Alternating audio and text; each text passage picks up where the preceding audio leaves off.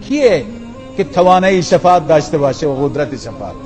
هیچ کسی الا به اذن. چرا؟ با اذن الله ممکن.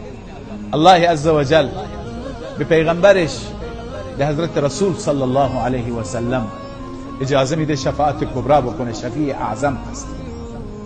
همه خلایق، حدیث مفصلی هست، پیش آدم میان میگه کار من نیست، پیش نوح میرن، پیش ابراهیم، پیش موسی، عیسی، تا آخر پیش محمد صلی الله علیه و سلم. رسول الله میفرماید وقتی پیش من میان من سر به سجده میگذارم. این همون مقام محمود است. و کلماتی میگویم که الان نمیدونم کلمات چی است، خداوند به من تلقین میکنه. اون وقت به من گفته میشه یا محمد ارفع رأسک، سل تعطى، اشفع تشفع.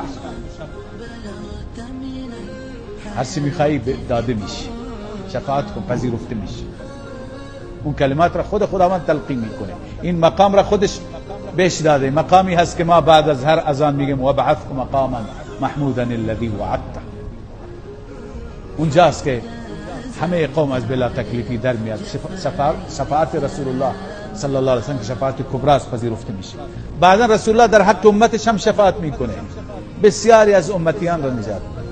مؤمنین هم شفاعت میکنند، شهدا، صلحا. در حدیث صحیح مسلم میاد که بسیاری سفارش میکنن به بارگاه رب العالمین که خدایا فلان فلان فلان همراهان ما بودند، با ما نماز میخواندند در یک سر، با ما در جهاد بودند، اما به سبب عمل کردهای الان تو جهنم هست. الله عزوجل این مؤمنین را اکرام میکند.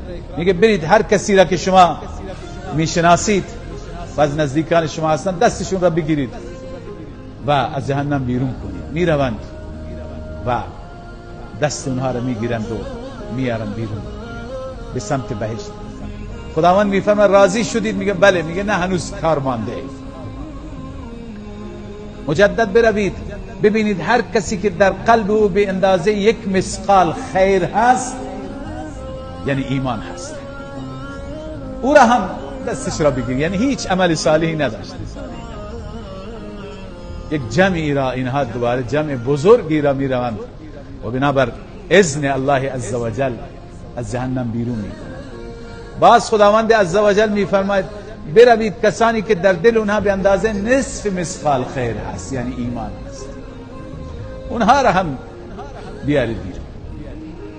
لذا این چنین شفاعت در روز قیامت و در دنیا در بارگاه الهی هست. من ذا الذی یشفع عنده الا باذنه.